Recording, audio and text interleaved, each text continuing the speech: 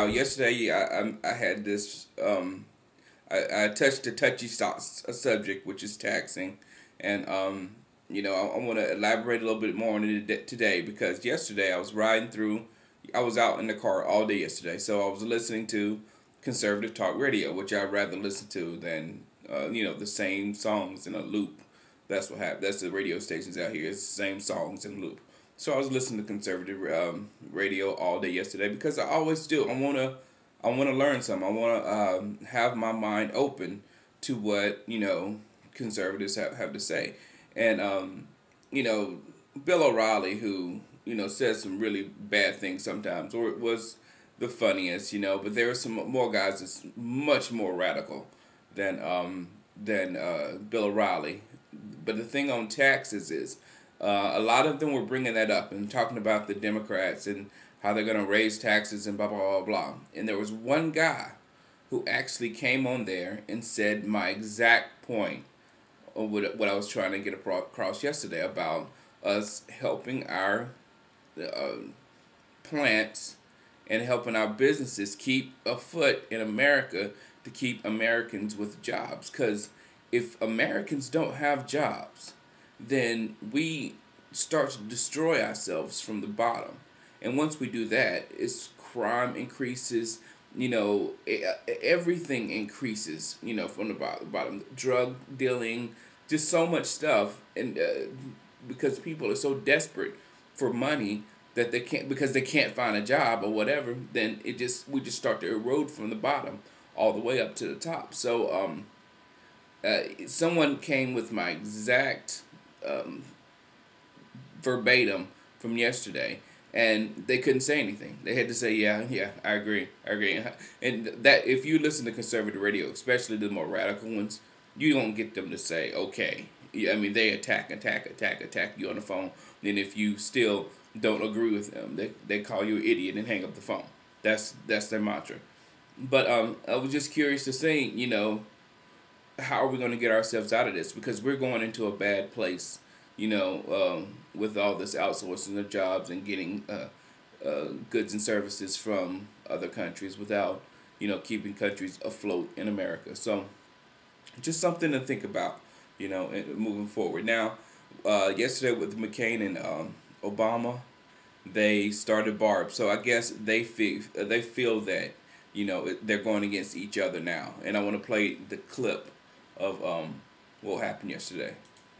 I understand Senator Obama said that if Al-Qaeda established a base in Iraq, that he would send troops back in militarily. Al-Qaeda already has a base in Iraq. It's called Al-Qaeda in Iraq. Well, first of all, I do know that Al-Qaeda's in Iraq, and that's why I've said we should continue to strike Al-Qaeda targets. But I have some news for John McCain, and that is that there was no such thing as Al-Qaeda in Iraq until George Bush and John McCain decided to invade Iraq. So both of them are correct. I mean, John McCain, everybody knows Al-Qaeda's in Iraq. I mean, John McCain tried to score some points to try to make Barack Obama look naive, but all of us know, anybody that's paid attention to this war or anything knows Al-Qaeda's in Iraq now. The point Obama was trying to make is they wasn't there before. Albeit there was a nasty dictator that deserved to be taken down in Saddam Hussein was running Iraq. He did not support terrorism. He did not like terrorism, and he did not like Al-Qaeda. That is proven, from our own sources, from interviewing him and talking to him when he was in captivity. So that stuff is done. I mean, there's no points to argue on that one. So when we went in there, which I never agreed with, but when he went in there and had no exit strategy, had no strategy outside of taking Saddam down, that's when you open the doors right up for Al-Qaeda to come and take and put roots in that country. And they did that. And now we've got we got another country we have to deal with. So what Obama is saying, just pull those troops out and have our fight with Al-Qaeda.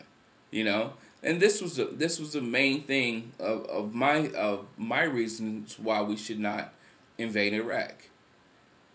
Those Iraqi people have to take over their country. They have to.